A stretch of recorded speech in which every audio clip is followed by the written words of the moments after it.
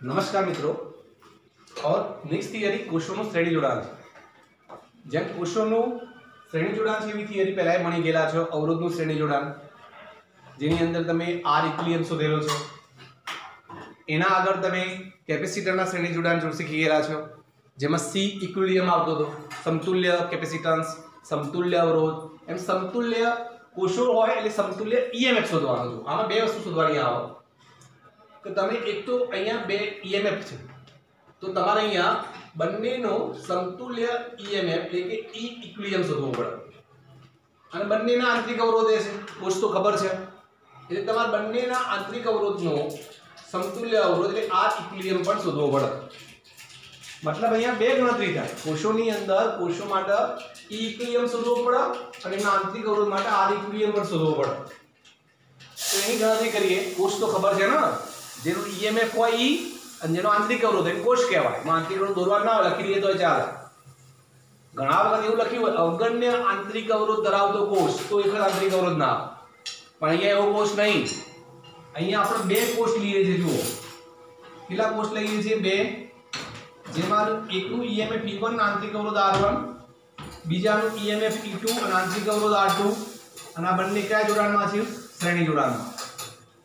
હવે મારે અહીંયા બંનેની આ સમતુલ્ય EMF અને સમતુલ્ય આંતરિક અવરોધ શોધવો છે, તો મારે પહેલા બંનેનો સમતુલ્ય પરિપથ દોરવો પડે। મેં અહીંયા ત્રણ પોઈન્ટ બતાવ્યા છે, A B C, આ છેડાનો A, વચ્ચેનો B અને આ સાઈડનો C। પ્રવાહ કઈ તરફ રહે છે? તો C થી A તરફ। तो प्रवाह हमेशा વધુ સ્થિતિમાનથી ઓછા સ્થિતિમાન તરફ है, तो मतलब C નું સ્થિતિમાન સૌથી ઊંચું હોય, એનાથી નીચું B નું, અને B નું એ પાછું એના કરતા ઊંચું હોય, પણ એનું સ્થિતિમાન સૌથી નીચું થાય। તો આપણને અહીંયા એ પણ ખબર પડે કે સૌથી વધુ સ્થિતિમાન C નું, એનાથી નાનું B નું અને એનાથી નાનું A નું, એટલે પ્રવાહ આપણો સામાન્ય રીતે કઈ તરફ है? तो A થી C નહીં પણ C થી A તરફ વહન પામે। આ પ્રવાહની દિશા છે। હવે મારે અહીંયા EMF શોધવા માટે શું કરવું પડશે? તો બે અલગ અલગ સેક્શનની ગણતરી કરવી પડે। સૌથી પહેલા હું આટલા સેક્શનની ગણતરી કરી, એટલે A અને B બિંદુ છે એનું સ્થિતિમાનનો તફાવત લઈ લે, B અને C વચ્ચેના સ્થિતિમાનનો તફાવત લઈ લે। ધારો હું આની સમતુલ્ય આકૃતિ દોરું, સમતુલ્ય પરિપથ દોરું, તો આ રીતે દોરાશે, જુઓ ધ્યાનથી। આ બિંદુ A છે, અહીંયા આ બેટરીનો EMF છે અને આ બિંદુ C છે। આ જે બેટરી છે એનું EMF છે E ઇક્વિલિબ્રિયમ, मतलब બંનેનું સમતુલ્ય EMF એટલે E ઇક્વિલિબ્રિયમ, અને બંનેના આંતરિક અવરોધનું સમતુલ્ય અવરોધ એટલે R ઇક્વિલિબ્રિયમ થાય। અહીંયા પ્રવાહ કઈ તરફ વહે છે? C થી A, તો અહીંયા પણ પ્રવાહ C થી A ની દિશામાં વહેતો હશે, તો આ એનું સમતુલ્ય પરિપથ દોર્યું। હવે સૌથી પહેલા આપણે અહીંયા કેલ્ક્યુલેશન સ્ટાર્ટ કરીએ।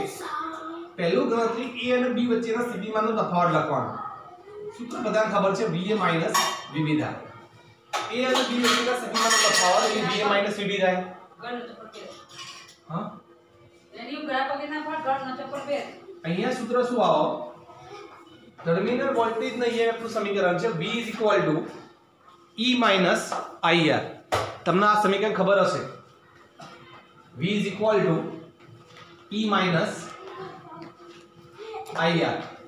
તમે આ સમીકરણના ઉપયોગથી અહીંયા સ્થિતિમાનનો ડિફરન્સ શોધી શકો। तो A અને B માંથી પસાર થતો પ્રવાહ કયો? I, EMF E1, EMF E1, I ની જગ્યાએ I અને આંતરિક અવરોધ R1। સૂત્ર શું બનશે? E1 માઈનસ IR, સમીકરણ નંબર 1। એ જ રીતે B અને C વચ્ચેની વાત કરો, B અને C વચ્ચેનું સૂત્ર થાય VB માઈનસ VC। और B અને C માંથી વચ્ચે EMF કેટલું આવે? E2, આંતરિક અવરોધ R2, પ્રવાહ I, તો આપણે એ રીતે સમીકરણ લખી શકીએ E2 માઈનસ IR2, સમીકરણ નંબર 2। પણ તમારે અહીંયા ક્યાંથી કર્યું? ક્યાંથી કર્યું? આ લાઈટ અહીંયા આવે, ક્યાંથી કર્યું?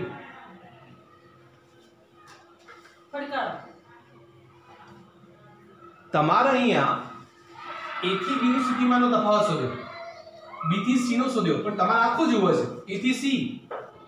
तो A થી C માટે સૂત્ર શું થાય? VA minus VC, VA minus VC। Okay, अब VA માઈનસ VC માનો ઉપયોગ કરો તો તમે આવી રીતે લખી શકો VA માઈનસ VB પછી માઈનસ VB માઈનસ VC, આ પ્લસ કરી દેવું પડશે। તમે જો અહીંયા માઇનસ વીબી પ્લસ વીબી નીકળી જાય એટલે વધે શું VA plus in minus minus VC, તો વીએ માઇનસ વીસી વધ્યું. પણ અહીંયા હું સમીકરણ 1 અને 2 નો ઉપયોગ કરી શકું. બરાબર. હવે વીએ માઇનસ વીબી કેટલું છે જુઓ. વીએ માઇનસ વીબી ની કિંમત છે E1 માઇનસ IR1 સમીકરણ 1 મુજબ. વીબી માઇનસ વીસી ની કિંમત સમીકરણ 2 માં આપેલી છે E2 માઇનસ IR2. EMF ના પદ અલગ કરી નાખો અને પ્રવાહના પદ. તો EMF નું પદ અલગ કરશો તો અહીંયા થશે E1 પ્લસ E2 અને આ બે પ્રવાહના પદ છે એમાંથી I કોમન કાઢી નાખશો તો મળશે IR1 પ્લસ R2. સમીકરણ નંબર 3 કરી દો. તો આ A અને C વચ્ચેનો સ્થિતિમાનનો તફાવત મળ્યો. એ જ રીતે અહીંયા પણ A અને C વચ્ચેના સ્થિતિમાનનો તફાવત શોધી નાખીએ. આની સમતુલ્ય આકૃતિ છે એમાં A અને C વચ્ચેનો તફાવત એમાં EMF કેટલું છે E ઇક્વિલિબ્રિયમ, વહેતો પ્રવાહ I અને આંતરિક અવરોધ R ઇક્વિલિબ્રિયમ. આનું સમીકરણ નંબર 4 કહી શકો સમતુલ્ય EMF નો. હવે સમીકરણ 3 અને 4 બંને જે છે એ A અને C વચ્ચેના સ્થિતિમાનના તફાવત છે એટલે તમે એને સરખાઈ શકો. તો આપણે અહીંયા લખીએ સમીકરણ 3 અને 4 સરખાવતા. તમે સરખાવશો જુઓ ડાબી બાજુએ VAC છે, જમણી સાઈડ પર પહેલું E ઇક્વિલિબ્રિયમ અહીંયા એની જગ્યાએ છે E1 પ્લસ E2, મતલબ E ઇક્વિલિબ્રિયમ બરાબર મળ્યું E1 પ્લસ E2. I ની જગ્યાએ I અને R ઇક્વિલિબ્રિયમ ની જગ્યાએ શું છે અહીંયા ઇક્વાલિટીમાં R1 પ્લસ R2. તો તમને અહીંયા આ જે સૂત્ર મળ્યું એ જે તમે શોધવા માંગતા હતા એ છે. જે સૂત્ર તમે શોધવા માંગતા હતા એ છે. તો બે કોષોનો આંતરિક અવરોધનું સમતુલ્ય EMF અને એમના આંતરિક અવરોધનું સમતુલ્ય અવરોધ. આ સમતુલ્ય EMF છે અને આ સમતુલ્ય અવરોધ છે. તો અહીંયા આ થિયરી એકદમ સિમ્પલ છે. માની લો કે અહીંયા 2 ની જગ્યાએ 3 કોષ હોત તો કશું જ નહીં E1 E2 E3 થાત, R1 R2 R3 થાત. 10 કોષ હોય તો E1 E2 E3 E4 E10, R1 R2 R3 R10 થાય ને. પણ એક ઇમ્પોર્ટન્ટ વસ્તુ શું છે અહીંયા તો અહીંયા તમે જુઓ બંનેમાંથી પ્રવાહ કઈ દિશામાંથી બહાર નીકળે છે. તો આ બેટરીનો પોઝિટિવ ટર્મિનલ છે, આ બેટરીનો પોઝિટિવ. અહીંયા પોઝિટિવ માંથી પ્રવાહ બહાર નીકળે છે, અહીંયા પણ પોઝિટિવ છેડામાંથી પ્રવાહ બહાર નીકળે છે. તો આ સમીકરણ 7. આકૃતિ આ રીતે હોય આ રીતે આ E1 અને E2 અને પ્રવાહ આ દિશામાં. મતલબ અહીંયા પ્રવાહ જુઓ પોઝિટિવ નેગેટિવ, આ નેગેટિવ છેડો છે, પ્રવાહ નેગેટિવ માંથી બહાર નીકળ્યો અને આ બાજુ પ્રવાહ પોઝિટિવ માંથી બહાર નીકળ્યો તો શું થાય? તો આકૃતિ જો મહત્વની છે, સેટ ચેન્જ કરશો તો બદલાઈ જશે.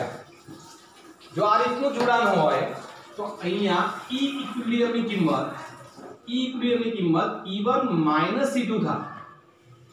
સરવાળો જે કરે છે કે બાદબાકી થાય. પણ R ઇક્વિલિબ્રિયમની કિંમત એમાં કોઈ ચેન્જીસ નહીં. કોઈ પણ પ્રકારનું જોડાણ હોય, ધારો કે નેગેટિવ ટુ પોઝિટિવ હોય અથવા નેગેટિવ ટુ નેગેટિવ હોય, R ઇક્વિલિબ્રિયમ ના બદલાય. બદલાય શું ખાલી E ઇક્વિલિબ્રિયમ. તો આ પણ એક પ્રકારનો સરવાળો જ કહેવાય. તમને ખબર પડે છે E1 પ્લસ માઇનસ E2 એટલે એક પ્રકારનો એ પણ એક સરવાળો જ છે. કહેવાનો મતલબ છે કે જ્યારે પરિપથની અંદર n કોષો શ્રેણી જોડાણની અંદર હોય તો સમતુલ્ય EMF એનો n ગણો થાય. ધારો કે આ તો નોર્મલ સમીકરણ છે, તમે n કોષો માટે વાત કરો તો તમારા માટે E ઇક્વિલિબ્રિયમની કિંમત એ n થાય અને R ઇક્વિલિબ્રિયમની કિંમત એ NR થાય. બરાબર. એ પછી કોઈ પણ પ્રકારનું જોડાણ હોય તો E1 E2 તો 2E થાય, 3 હોત તો 3 થાત, n હોત તો n થાત. એ રીતે આ પણ NR ની તમને ખબર છે આગળ શ્રેણી સમાનતામાં આવી ગયેલું છે. તો આ થિયરી પરીક્ષા પૂછાતી નહીં પણ મારે ચલાવવી પડે એટલે મેં સમજાવી દીધી તમને. ઓકે.